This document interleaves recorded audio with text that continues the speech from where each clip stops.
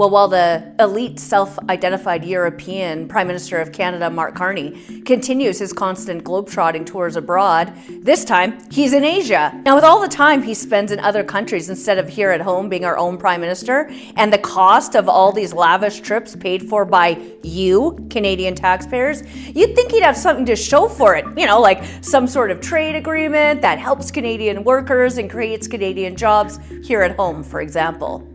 But let's look at Carney's actual record. Carney went to Germany and made a show of a joint declaration of intent on LNG and critical minerals, but just like when he was first elected and photographed signing so-called executive orders, which is literally not a thing in Canadian parliamentary democracy, but is a long-standing power of American presidents, not a single word of that joint declaration is binding. And of course, Germany had already asked for Canadian LNG multiple times to cut dependence on Russian gas, but the Liberals turned them away. And then Germany was forced to sign a deal with Qatar, which hides Hamas terrorists. Then Carney went to Mexico, and get this, handed the Mexican government your money to fight their own drug and crime crisis, while Canada got nothing in return, and we have the exact same crisis as growing in Canada because of these Liberals.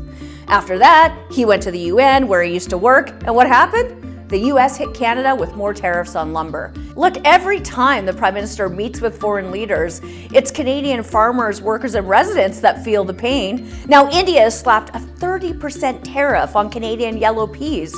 Over in the autocratic regime in Beijing, it's 100% on Canadian peas and canola, 25% on pork and seafood, and of course, Canadian beef has been blocked since 2021. These Liberals were government then also, by the way.